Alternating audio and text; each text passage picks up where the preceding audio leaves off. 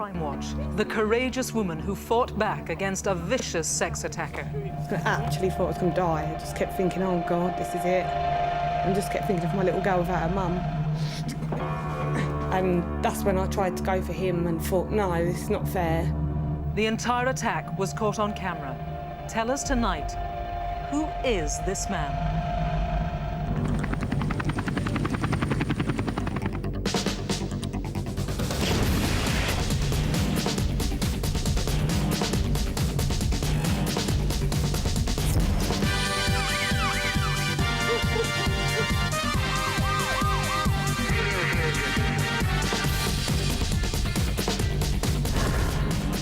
Hello and welcome to Crimewatch.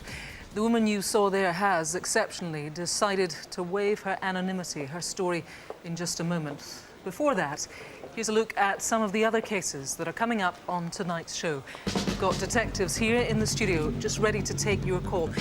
They want to know who murdered this little boy in an arson attack in Huddersfield. It happened 13 years ago. His mother is, of course, still desperate to know who did it. Whoever's responsible, how can you sleep? I can't sleep. I haven't slept for 13 years, not properly. Someone out there knows who did that. We also need your help to find the man who raided a Cheshire post office, savagely attacking the postmaster with an axe. Don't be stupid! Don't be stupid!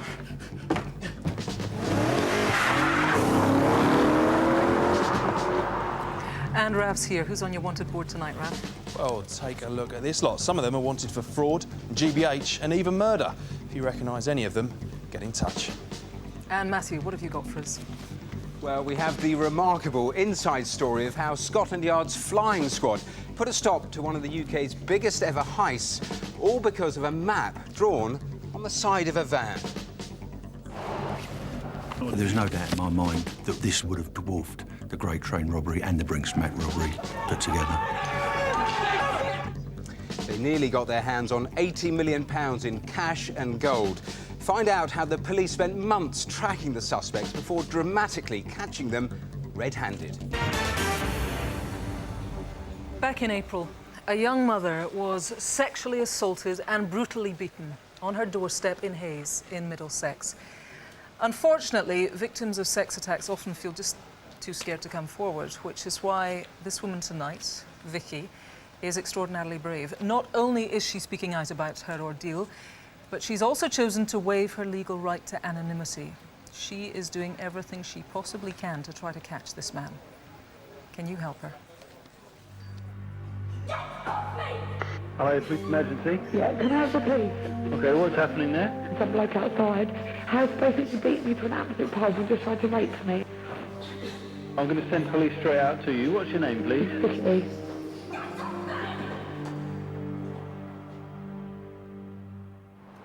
In the early hours of April the 24th, a young mum returned here to her flat on the busy Uxbridge Road, Hayes. But what should have been the end to an enjoyable night to celebrate St George's Day was the beginning of a nightmare. We were just going out for the evening. My sister comes, so it was quite a special night. My sister doesn't generally get out a lot either because she's got a little girl, so it was a big difference for all of us to be out together. I hadn't really had a lot to drink, but I just had enough and I just thought the safest thing to do, just go home now. So I phoned a cab and they come and got me. Good night.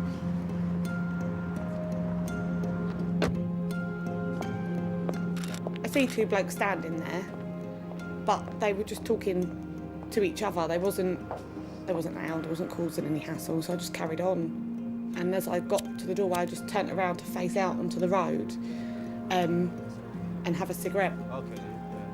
I thought I'll stand in the doorway because the security desk is right behind where I was standing. The security is sat at the desk. They can see everything outwards. It's all lit up and I'm standing underneath a CCTV camera. The whole building's covered with them. They're everywhere, so I just felt safe, didn't feel threatened at all. One of the guys had to have walked away because when I next looked up, there was only one there. And then that's when the one that was left standing there come over to me.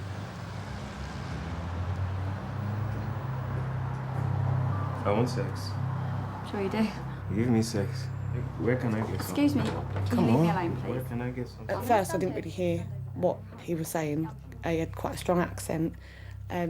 And then I could pick out, he was saying about sex, asking where he could get it and things like that. I was freaked out by it, but I thought he'd just think, oh, okay, and then just, he's tried his luck, not got anywhere, so he'd just let me go inside. It wasn't until he just kept getting in my face and obviously trying to just touch me and try and kiss me that I realised that it was me that he's on about and not anybody else. Pretty girl. Please don't touch me. Yeah, come on, give me a kiss. And I looked around, and in the foyer bit where the security guard was supposed to be sitting, he wasn't there. He wasn't in the hallway, he wasn't anywhere to be seen. I just thought if he's not there, then he's going to be inside the office. I kept thinking, oh, he'll be back in a minute, he's gone to the toilet or he's gone for a cigarette or something. But every time I looked, he wasn't there. He never came back at all. Go away. Thank you very much. And then I tried to phone my friend, and it was just ringing. I thought, oh my God, they're still not answering. Welcome to the O2 messaging service. The person you are calling is unable to take your call. What Vicky didn't realise was that her phone was still connected and her friend's voicemail was recording her attacker. This means not only do we have CCTV images, but we have his voice as well. I don't want anything from you. I just want to go inside. Can you leave me alone, please? No, can you go away and leave me alone? The next thing I know, he took me by surprise and he grabbed me, so I'd gone to the floor. My head hit the floor really, really hard. It was tiles out on the floor. He was holding me down, trying to grab me, lift my skirt up, rip my tights.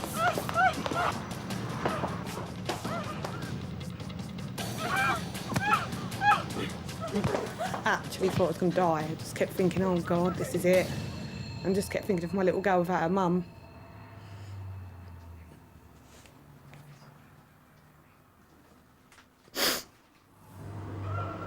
And then that's when it just hit me. I just thought, I'm giving up, and I've got a little girl, and I shouldn't be giving up.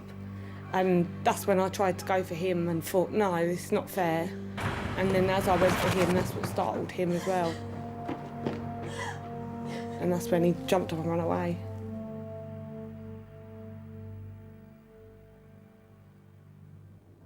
It was horrific. You know, she was just covered in blood, just horrible. All I can remember is these 2 white lines where she'd been crying and just, oh, awful. It wasn't until I was taken away by the police that I looked in the mirror and I realised that my eye was actually shut. My nose had popped during the fighting and a massive lump on the back of my head. I was covered in blood, head to toe. My little girl, she just wouldn't even look at me. I was heartbroken because she's my little girl and I'm her mum and she should want to come and sit with me, and she didn't want to. And she didn't know who I was. I not always knew she had fight in her, but I'm so proud of the way she did. I think she just wasn't letting him get what he wanted out of her. She kicked and, you know, for all her might, she just weren't going to let that happen to her. And I'm so proud of her for that. I'm convinced that it's only thanks to Vicky's courage and determination that we're not dealing with a much more serious offence. This predator chose his victim at random and had no qualms about brutally beating her. He must be found before he strikes again. He needs to be stopped because maybe someone next time is not as strong as I am and could come off a lot worse than what I did. Really shocking. Well, DCI Peter Holdcroft, who's leading the investigation, is here. Thanks for joining us. Peter, as you say, Vicky is a remarkably courageous young woman for stepping forward like this. It was a vicious sexual assault. Yes, I really admire Vicky in the way that she's spoken out.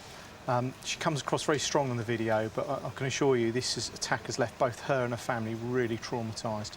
This was a terrifying attack. I mean, the injuries are horrific, aren't they? One of the things about it that is particularly interesting is that he wasn't put off by the fact that this was a well-lit doorway, there could have been a security guard walking in at any moment, and lots of CCTV cameras. Yes, Vicky did everything right on the night. She travelled home in a licensed minicab, and she had every right to think that she was safe to smoke a cigarette right outside the front door of her premises. So I suppose if there's any good news at all, it is that there's lots of CCTV footage and the voice as well. That's right. Not only is it caught on camera the whole instant, but Vicky tried calling one of her friends, and on her friend's voicemail we can hear the attacker's voice. OK, let's take just a little clip of that call then. Where do you want? I don't want anything from you. I just want to go inside. Can you leave me alone, please? I don't pay you. No, can you go away and leave me alone? Completely terrifying. Vicky was able to give you a really good e-fit of this guy. Yes, she has. She describes him as being a black male in his 20s. He was wearing quite a distinctive leather hoodie. Right. And he spoke with a heavy African accent. OK, so the hoodie quite unusual, actually. Yes. There's a crucial witness on CCTV. You've got to trace this guy. Yes, we have, yeah. He was seen speaking to the suspect a few minutes before the attack took place. Now, I must emphasise, we don't think this man is a suspect, but clearly he might hold information that's vital for our investigation. Yeah, really important information. Thanks very much, Peter. Vicky, she's done the hard bit. Now we just need you to pick up the phone. If you've got any information, please do it now. 0500 600 600, or you could call the independent charity Crime Stoppers. You can do that anonymously. Their number is 0800 555 111. If you've been a victim of crime, then maybe you should call the victim support line. Their number is 0845 30 30 900.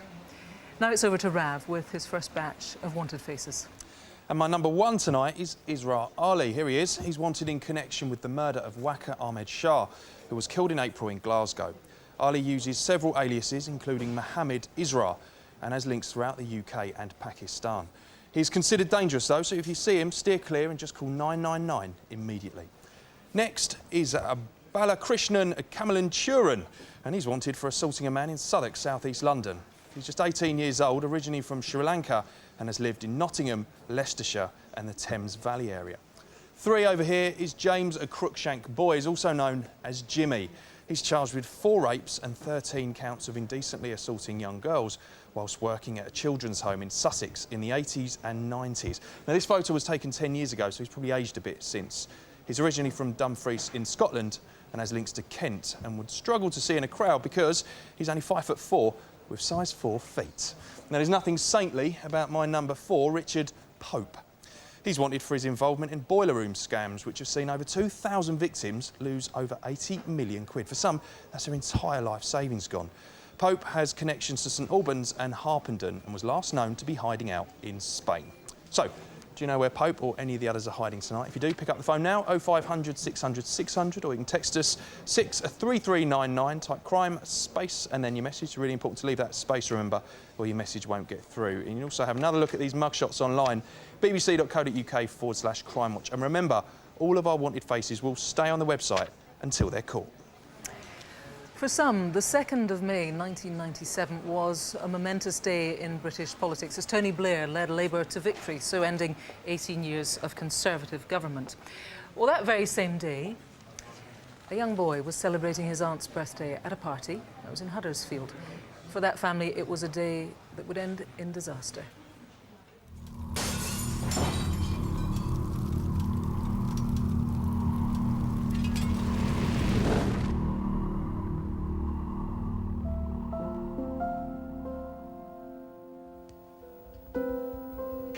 Prime Minister Tony Blair entered Downing Street in triumph after the biggest election victory in Labour's history. It's an overwhelming outburst of enthusiasm that we're witnessing here in 10 Downing Street. It's really quite overwhelming. Wherever Joe was, he lit up. It wouldn't matter where I took him. He'd be the entertainer for the day. You know, everybody just loved watching him because he was a character. I used to see him in the morning and he'd have his big smile on his face. It just used to make my day, really. For 13 years, Joe's mum, Tracy, has longed for the answer to one simple question. Who's responsible for the murder of her son? Next month would have been Joe's 21st birthday. It's time to bring whoever did this to justice. Joe and his brother Nicky were staying with Tracy's sister Debbie when the fire started. Whilst I were asleep, I could hear somebody shouting. And all I could see was orange, roaring flames. The heat was horrendous. You could see bits of your skin, like you'd melted. Tracy had been working in Bristol that week. The first she knew of the fire was when she turned into the street on her way to collect Joe and Nikki from Debbie's house. Can you remember that moment, that instant, what it was like? It was shock because there was people everywhere. There was police, the house was taped off, the windows were all broken, smashed out. The door wasn't no door, and it was just black. That's when I started panicking about my sister, the kids, who had been hurt, had they been hurt, and nobody knew what was going on. It didn't feel real. So tell me, when you got to the hospital, how you found out about Joe. My nurse took me into the little room and she was going through all the kids' names, everybody's name, and it wasn't until last she got to Joe, and that's when she told me that Joe had died. And that must be a moment that you just return to in your mind. Every birthday, Christmas, anniversary, it's always there. The blaze was so intense, it's incredible anyone made it out alive. But it was no accident. Someone had poured petrol through the letterbox and set it alight while Debbie and the children lay asleep upstairs. Police were baffled. There was seemingly no motive. So why were they targeted? It's a child's life. An innocent child. Whoever's responsible, how can you sleep? I can't sleep. I haven't slept for 13 years, not properly. And to think, you know, somebody could actually do something like that and know what they could actually cause. Not only one death, it could have been all of us could have all died. Nobody should have to lose a child. It's just something that you don't expect to do in your life.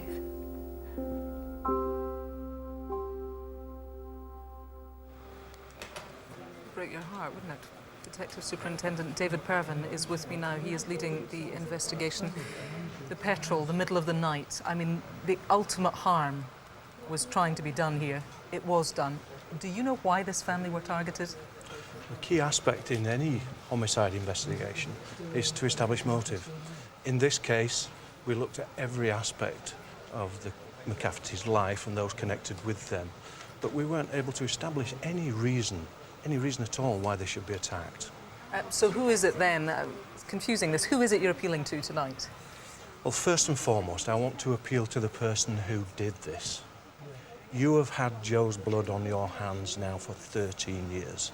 I don't know how you can live with that guilt, but it's time to stop that guilt and give yourself up now. Secondly, I strongly believe that whoever it was will have told someone what they've done as well. In that respect, that person must come forward. The McCafferty family need answers. Do the right thing and call in. What about somebody who might know who did it? You said to me earlier when we were talking about this terrible crime that the person could have had burn marks on their face, the person who put the petrol through the letterbox. I think it's highly likely that they would have probably burnt their hands or their face, particularly the extremities, the nose, the ears perhaps, or the fingers.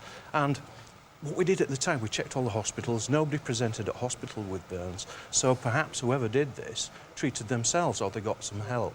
I would again appeal, if anyone knew of anyone with unexplained burns at that time, or they helped someone with burns at that time, please ring in. Another key to solving this could be this. It's not actually a petrol can, is it? Tell us about this, David. It's not. It's an oil canister. It's a Unipart 2050 oil canister. Right. What we do know is that this was taken to the house with petrol in it and poured through the letterbox. What I would ask on this is, at that time, did you know anyone with a canister like this? Perhaps did you have one stolen? Did you lend one to anyone? Or even, were you working in a petrol filling station at that time and you saw someone filling a canister like this with petrol? OK, that was 13 years ago. Very important factors, David. We hope that you'll get some success tonight. I would urge you, please, to think back to the night of the 2nd of May, 1997 it was. It was the day when Labour came to power. Can you remember anything at all, however small, that might help? As we've said, Next month, it would have been Joe's 21st birthday. So please, finally, help bring his killer to justice. Do it for his mother. The number again is 0500 600 600. Or you can call the independent charity Crime Stoppers. You can do that anonymously. I'll give you their number, 0800 555 111. For now, it's over to Rav with some criminals caught on camera. We've got thieves of all descriptions in tonight's first roundup of CCTV. Focus your attention on this bloke in Warrington Town Centre in March. He's a thief wanted for nicking designer glasses frames worth thousands. Here he is in Boots the Opticians. He casually has a look around and then brazenly pinches a pair, then another, and another. It's not the first time he's believed to have struck, but he should have got his eyes tested while he was there, as then he might have spotted these cameras. Put him in the frame and give us his name. Check out these partners in crime outside flats in Leamington Spa in July last year. One takes the front door while the other has a nose around downstairs. They swap places and then this bloke tries all the doorbells until someone accidentally buzzes them in. Once inside, they force their way into several flats and get to work stealing jewellery worth 100 grand. They were smartly dressed, but not smart enough to notice they were being filmed. Put a stop to their stealing streak. Who are they? This 66-year-old woman is on her way home in Islington, North London in June. But she's not alone. This hooded lad has clocked her and he's not planning to help carry her shopping. Here he is urinating against this tree. When he sees her approaching, he starts walking. He might be ahead, but he's watching her every move. As she enters her door, he doubles back and pounces, snatching the victim's gold necklace before running away. Robbing a pensioner on her own doorstep. How low can you get? Take a good look. Name, please. Know any of them? You know what to do. Call us right now, 0500 600 600, or you can text us on 63399. Type crime space and then your message. And if you need a second look, go online, bbc.co.uk/Crimewatch. Now it's time for some fantastic results on cases we've featured previously. Matthew? Yeah, lots of good news, starting with this man, Graham Fisher, who earlier this month was found guilty of the murders of 40-year-old Claire Letchford and 75-year-old Beryl O'Connor.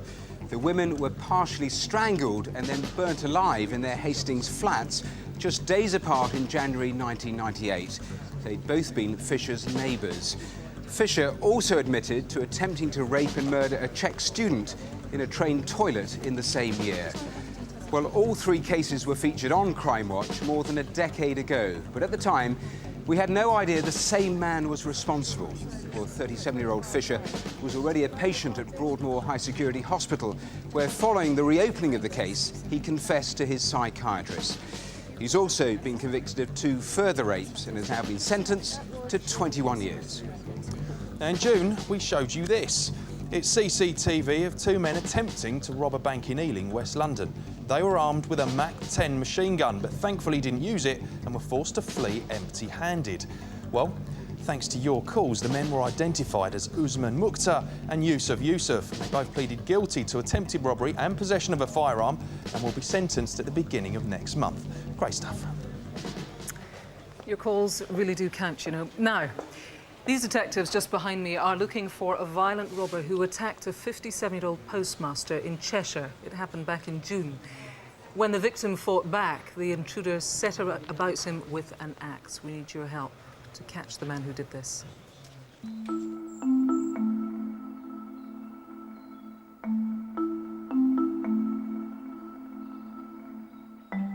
This is a peaceful village of Comerbatch in Cheshire. The village store also serves as the post office.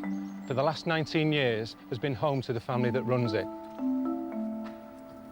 Friday the 18th of June began much like any other day for Postmaster Steve Howard. Oh, hiya, Steve. Hi, Luce. Do you mind if I grab grab a paper? Is that all right? Of course you can, Lucy. Come on, you're an early bird, aren't I you? know, I'm not normally up at this time. Ah, there you go. Just leave the money on the counter. Brilliant, thanks so much.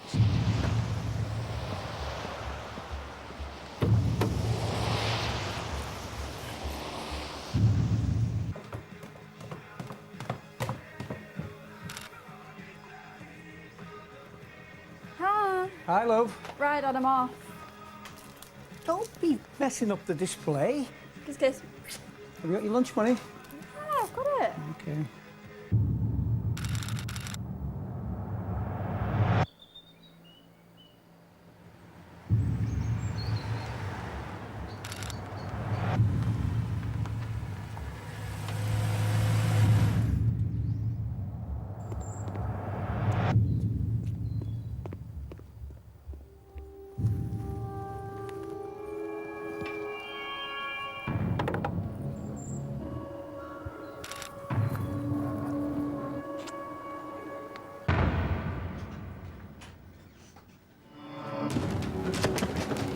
Don't be stupid. Don't sit down. Get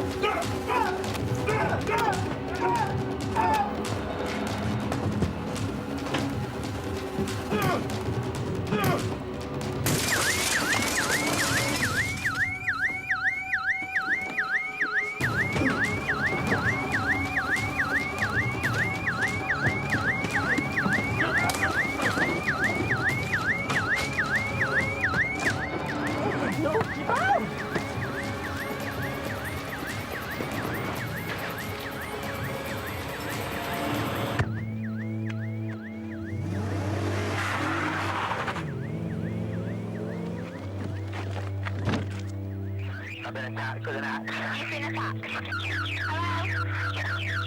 Hello? Hello, can you hear me?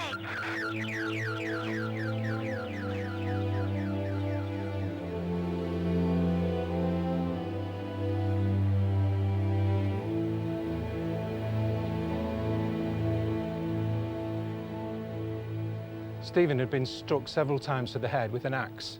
He received horrific injuries and suffered extensive blood loss. But thanks to a small piece of plastic like this, he survived. I could feel the blows to my head, but didn't realise how serious they were at the time. And he just kept sort of hitting until I don't know whether he thought he'd finish me off. There were 18 stitches in my head and 5 staples. One very deep wound which had to be stitched internally as well as externally. The axe used would have been sold with a protective cover as standard. Fortunately for Stephen, that cover was in place when he was attacked. Without it, it could quite easily be in a murder inquiry. Despite Steve's heroics, the offender made off with bundles of cash. He sped away in the car he'd arrived in, a black BMW M3. We believe the post office was targeted due to the quiet location and the fact it doesn't get too busy.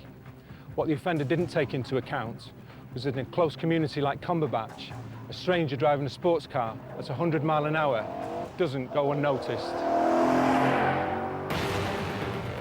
The robber sped away from the post office on Senna Lane,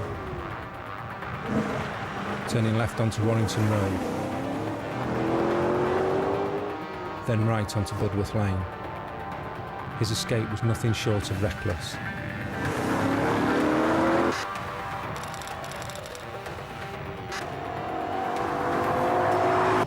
He narrowly missed a head-on collision with a HGV driver and proceeded to run at least 2 red lights on the A50. He's picked up again on CCTV heading back towards the West Midlands, the direction he came from that morning. We want to know where he went after that. Did somebody help him get rid of that BMW? He may have committed offence by himself, but we do not think he was working alone. 8 days before the incident, a maroon-coloured car was seen outside the post office. In the car were a black male and 2 white males. One of the men was reported to be taking photographs of the area. Just 2 days prior, a black Renault was parked in exactly the same place. The occupants bore the same description as those in the earlier car. The man who did this and those behind him have shown that they're ruthless and dangerous criminals. Help us to stop them before they do this again. Next time, they could take somebody's life. I feel lucky that I survived, and it could, you know, having been told it could have been a lot worse. I was very lucky that it wasn't. And I do feel angry that somebody can come sort of do so much damage, you know, to not only to the business but to my life as well. Vicious DI Peter Lawless of Cheshire Police is with me now. It was an axe like this that Steve was hit with, a really vicious attack. Yeah, he suffered horrific injuries and extensive blood loss. Had it not been for the cover on the axe, we could have been looking at something much more serious. Tell us a little bit more about the car, would you? The vehicle was a black BMW M3, saloon car bearing this registration number. We know that the offender had this number plate cloned. We need to know where that was done. Right. The vehicle is still outstanding and would have been covered in blood. So too with the money and the offender himself. Now, we know, we saw it on the CCTV there, and you told us this guy was driving really recklessly. People would have noticed that, but also he was heading in the direction of the West Midlands. Do you think that's important? Yeah, we know that vehicle was travelling up from that direction on the morning of the offence, and it certainly travelled back in that direction afterwards. And tell us, there's a reward involved here. Yes, we've been working closely with the Post Office, and they've offered £10,000 as a reward to anyone with information leading to the arrest and conviction of these offenders. OK, 10 grand, it's a lot of money. He's violent and he's dangerous. We need to find this man fast. If you know something, I would urge you to call us now, 0500 600 600. If you want to see that reconstruction again, then this is the address. It's bbc.co.uk/Crimewatch. Right, still to come. The man targeted in a highly unusual and vicious sexual assault appeals for your help. As a guy, you always think you fight them off, but I didn't. I just did what he asked to survive. His attacker struck in a normally tranquil commuter town in Sussex. Can you name them? And where is this man now? He was caught on camera attempting to rape a young woman in Bristol in June. We need your help to find him tonight before he tries it again. But before that, we have a fascinating insight into how Scotland Yard's elite flying squad foiled perhaps one of the UK's biggest ever heists. The sums involved are reckoned to have run into the tens of millions of pounds, far more than the Great Train robbery and the Brinksmat bullion raid combined. Matthew has the inside story of how the flying squad's surveillance operation culminated in a very dramatic raid by armed officers. Pay there, lads. Huh? It was going to be one of the biggest robberies in British history. All right, lads. 2 minutes, load it up. You know what... There's no doubt in my mind that this would have dwarfed the Great Train robbery and the Brinksmat robbery put together. This is the remarkable story of how a major criminal organisation plotted an audacious heist to steal tens of millions of pounds in gold bullion and cash. But what they hadn't banked on was detectives from the flying squad being one step ahead of them, all thanks to a map drawn on the side of a van.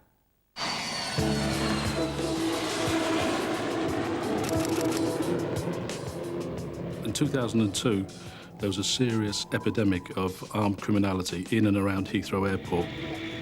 That was thefts from warehouses, bonded warehouses, lorry hijackings that were being committed by about 200 to 300 criminals that lived in that community around Heathrow Airport.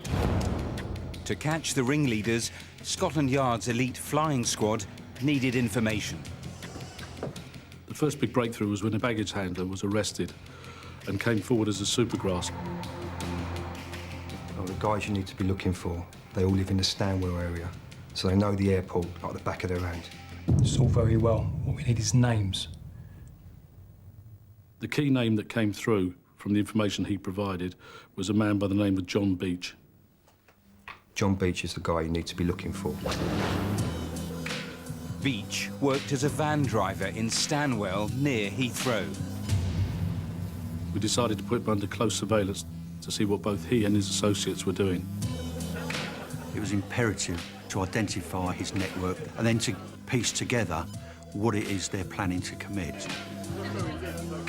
Beach's key friends were Martin Nolan, who I considered as his lieutenant, and Chris Smith, who would be the right-hand man for Martin Nolan. We realised that they were planning something, but we just could not identify the premises, and we needed to establish exactly where it was going to be. But then the undercover surveillance team filmed something extraordinary. Martin Nolan sketched a map on the side of a van. We looked at the footage over and over again.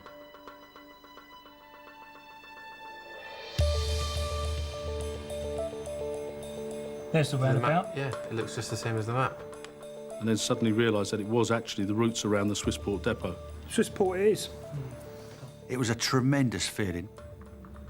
We were now in a position where we were one step ahead of the opposition. But now the flying squad faced a dilemma. If they tried to catch the gang red-handed, somebody could get hurt. You have to imagine the worst scenario, and that is that they are armed and willing to use those firearms. But if they arrested the gang before the heist, there wouldn't be enough evidence to guarantee stiff prison sentences. We really wanted to put these suspects away for a long time. It's be worth it, isn't it? You betcha, mate. Our choice was to obtain the best evidence and catch them red-handed. Finally, in early 2004, the flying squad started planning an ambush. Delivery comes through here, through the main gates. Their tactics needed to be perfect. Gold gets dropped just inside the doorway here. They had to guarantee the safety of the depot workers, but without alerting them to the impending heist. Detectives now knew where the robbery would take place, but not when. Then a crucial piece of information came in to change all that. It was a startling discovery. But this is the most interesting bit. The depot was due to receive huge cash and gold deliveries the following Monday. Could this be when the gang was planning to strike? I've got this little job coming up. You interested? Of course I am. Yeah? Good man, I'll be in touch. If the robbers were successful, it would be the biggest robbery this country had ever seen.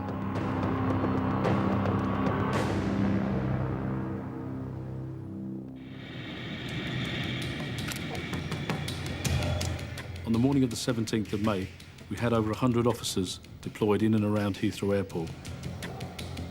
I was positioned just outside the depot, communicating with all the officers and obviously watching what was happening. In position, you reading?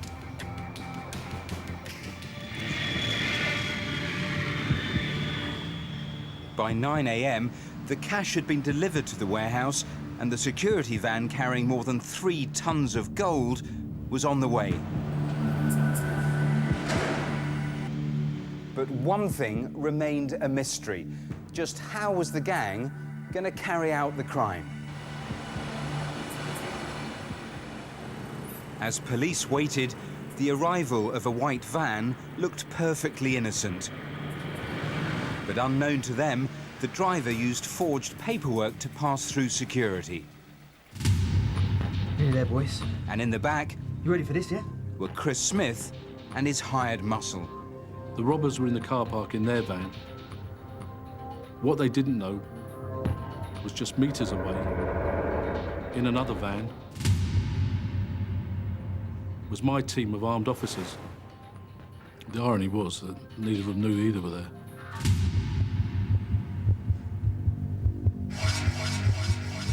The two groups of men waited. The police for the robbers to strike,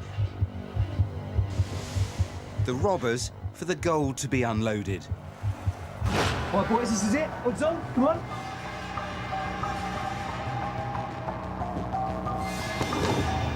What happened next stunned the police.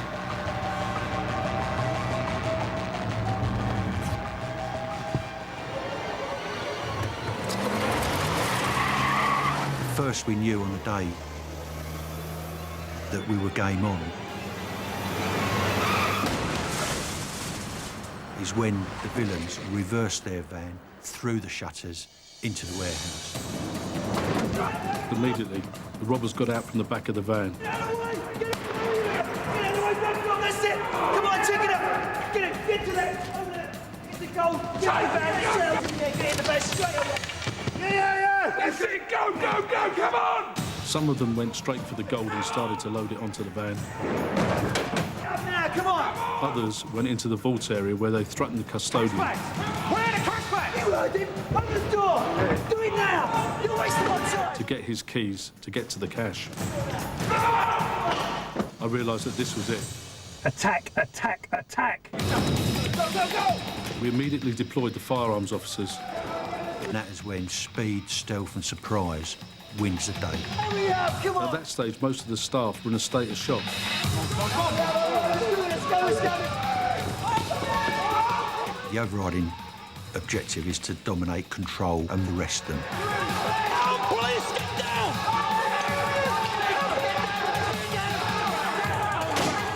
The wheels of their vehicles are always shot out to make sure they're immobilised. Minutes after the armed officers went into the warehouse, I walked in. Job well done. There was a moment of elation. We knew that these men were going to go away for a long time once convicted. But one man remained at large.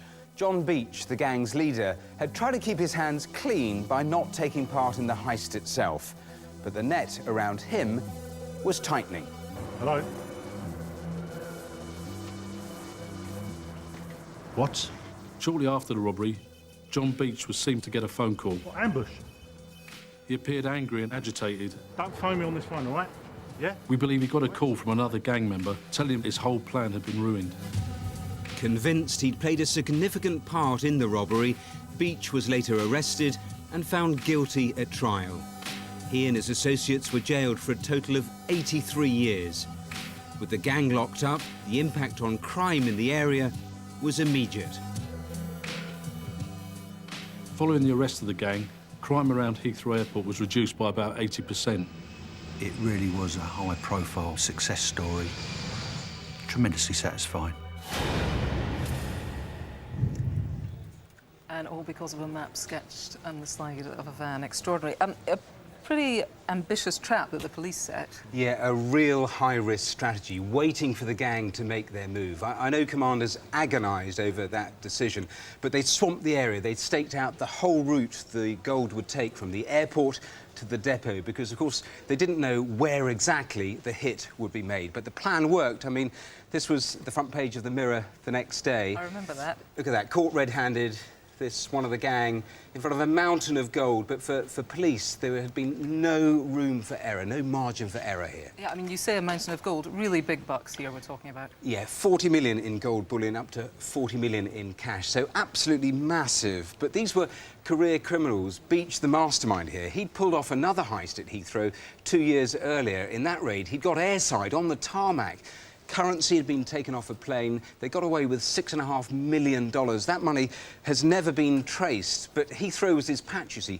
Beach had worked there as a baggage handler, and he used his bent contacts in that previous raid, in this raid, to actually get around that tight security. How easy is it, I'm wondering, Matthew, to get rid of £40 million worth of gold once you've nabbed it? Well, through official channels, difficult, because each gold bar is registered, it has a special number on it. But if a gang has the right equipment, a furnace to melt down the gold, to recast it, then it becomes much easier to get rid of it on the black market, much easier than getting rid of banknotes, for example, or diamonds. But you know, this sort of delivery of gold in a truck on a road, I mean, it's quite rare. Most of the trading between banks, it's done on paper. The gold never moves out of the vaults. That's why this gang targeted this particular shipment, because as a smash and grab, it doesn't get much bigger than this, but as a police bust, it doesn't get much better. I'm always learning when you talk to me. Thank you, Matthew. Now, here's Rav with his second set of wanted faces. Right, this time we start with that man wanted for attempting to rape a woman in Bristol in June. Now, the horrible ordeal was caught on CCTV. When he didn't get what he wanted, he brutally beat the victim around the head before walking away. The whole attack is simply too graphic to show. Now, detectives are confident that the man responsible is tonight's number 5. He's Abdiaziz Shideh. He was arrested but skipped bail and hasn't been seen since. Somalian Shideh is considered dangerous, though, so if you see him, keep well away and call police immediately. 6 is James Hughes, though that could be a fake name. Police want to speak to him after several cannabis factories were discovered in Lydd and Ramsgate in Kent. Now, properties had been rented using fake documents. Next is Mamand Razulpur, or Gurdo, as he's known to his mates. He's wanted for raping a student in the Fallowfield area of Manchester 2 years ago. The victim was taken to a park by 2 men and subjected to a prolonged and terrifying assault. Razulpur is 24 and of Iraqi origin. And last, but by no means least, is Neil Groves. Now, he's wanted for assaulting and robbing a man in Mansfield Woodhouse in Nottinghamshire in May. The victim was left with a fractured skull. Groves has links to the Midlands, the north of England and Southern Ireland. Now, he is dangerous, so if you see him, keep well away and call police immediately. So, do you see anyone that you recognise? If so, call us 0500 600 600, or you can text us 63399, type crime, that all-important space, and then your message. It really is important to leave that space so your message will not get through. One Friday afternoon in July, 2 men, armed with a knife, took part in a shocking sexual assault on a man in the quiet market town of Wadhurst in Sussex. It happened completely out of the blue and in broad daylight. The victim is understandably deeply shaken, but he's determined to see his attackers caught. It was always in my head, thinking of what happened. I thought, just keep it quiet. Because I wasn't going to tell her. I'm a guy, these things don't happen. You haven't been sleeping again, have you? I'm fine.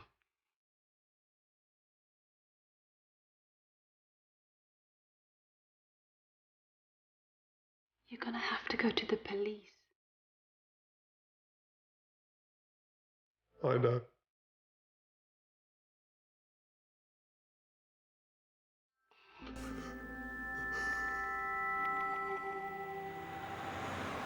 This is Wadhurst, a small commuter town in Sussex, a place where people feel safe. But one afternoon in July, it was the scene of a highly unusual and vicious sexual assault that shocked the community.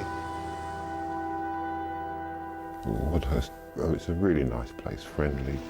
If you see 10 people, you're going to be saying hello, good morning, 10 times.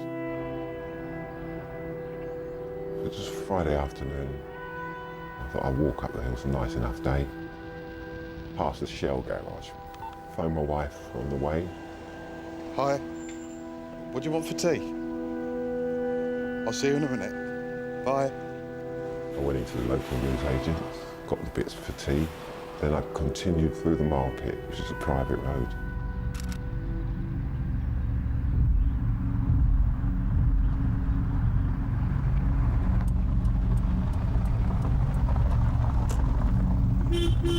I heard a car beat behind me. Here, mate. You don't know the way of Tunbridge Wells, do you? Yeah.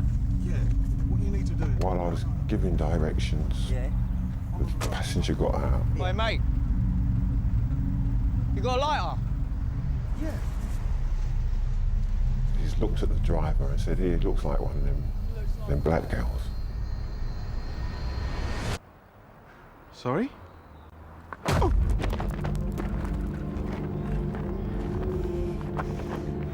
I thought, I'm just going to die here on the bright, sunlit day. And he's going to stab me with this knife, I'm just going to die. As a guy, you always think you fight them off. But I didn't, I just did what he asked to survive.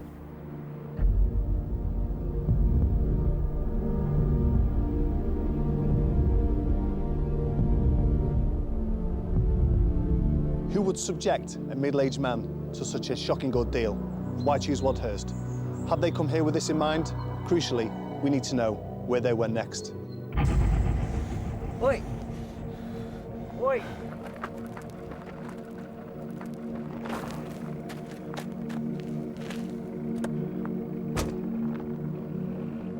I've got to get away from here. I didn't look back just in case they were coming at me. And I just kept on going.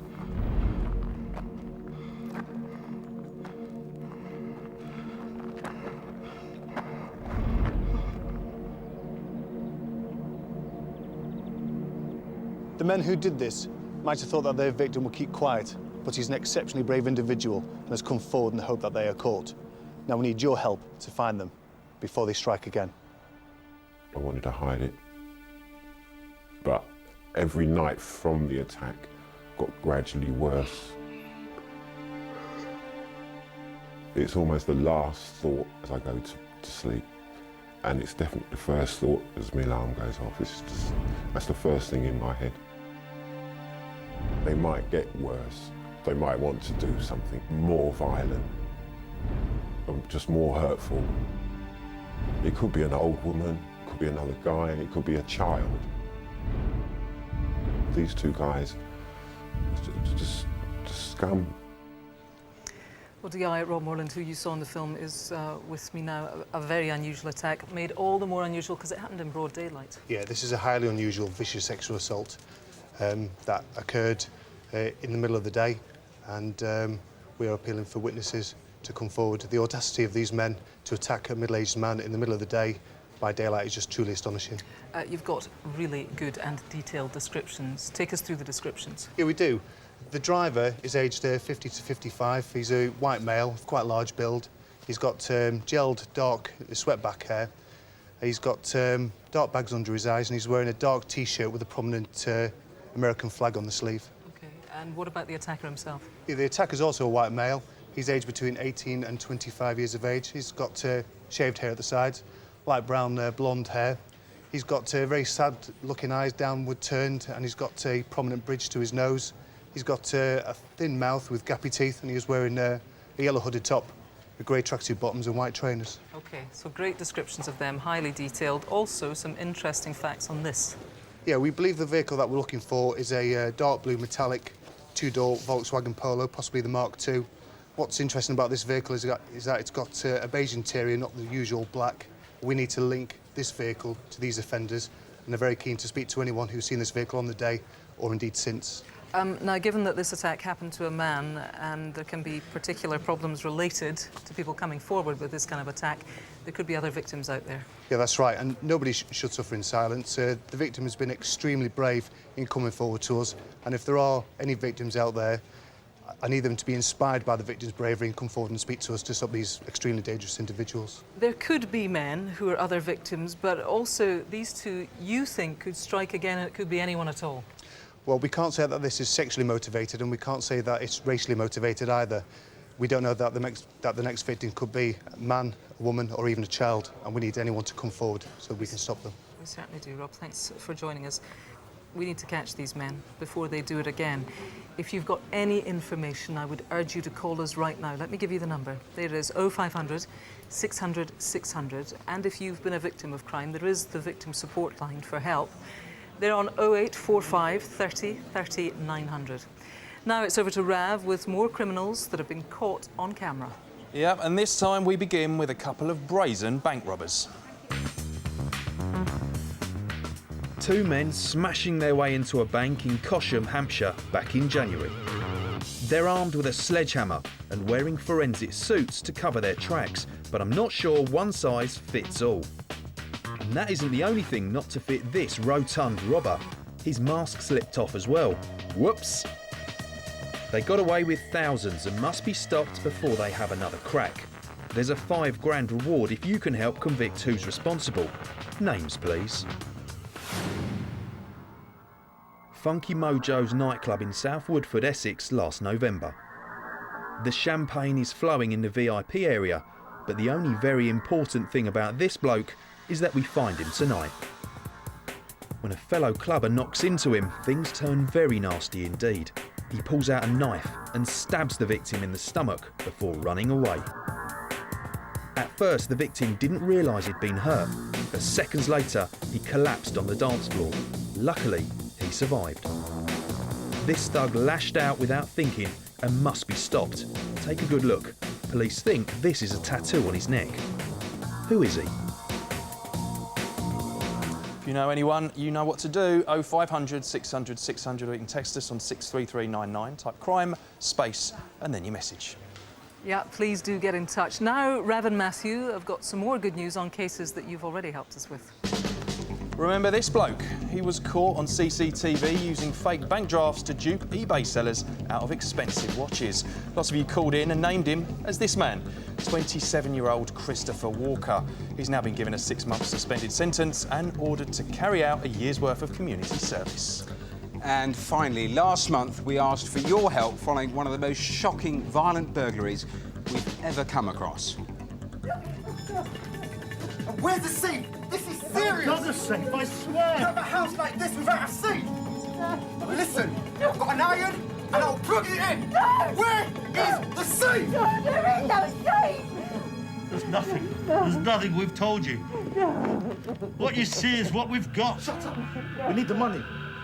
Didn't realise how bad the burn was. And it was only when several of the nurses said to me that when they saw how bad it was, they said, I don't know how another human could do this to another human. It's just barbaric. Well, dozens of you called in, including one man who rang with crucial information. Unfortunately, he hung up before detectives could speak to him further. Tonight, we desperately need that man to call back. You can speak to the police in confidence, and measures can be put in place to address any concerns you may have. But please, do the right thing tonight and call the investigating team on 0300 333 4444. And just before we go, Rav has got details on what's been happening on the phones tonight. Rav? We have had some good stuff already. I mean, we'll start off with a Hayes attempted rape. That poor 21-year-old woman who bravely spoke to us about what happened. Over 20 calls already on that. We've had 4 different names suggested. We've had a few possible sightings of the offender. We've had one very strong lead, in fact, that the police are going to be following up. We've had texts, emails and phone calls on that, so very, very good response. Then Joe McCafferty. We're calling it an arson. Here he is, the little lad. Of course, so much more destruction than fire damage there. A loss of this little lad's life. 7 calls with possible names and a very good email as well. And already we've got something coming in on the Wadhurst sexual assault. We've had an email with some potentially strong information coming in there. OK, that's everything for now. Details, of course, on all of tonight's cases are on our website, as ever, bbc.co.uk/crimewatch. You can watch all the reconstructions again and take another look at the wanted faces and Rav's CCTV. The phones, I think, have been pretty busy tonight. The lines will stay open until midnight, so do keep calling, and they open again tomorrow morning at 7:30 in the morning. We're going to be back again in just a few weeks with more cases, including on the anniversary of the murder of PC Keith Blakelock, a major reconstruction of the North London riot during which he was killed. But before then, don't forget, we'll be back tonight at 10:45 with an update on tonight's case. If you haven't called yet, please do it now. It really is all down to you. See you at 10:45. Bye-bye.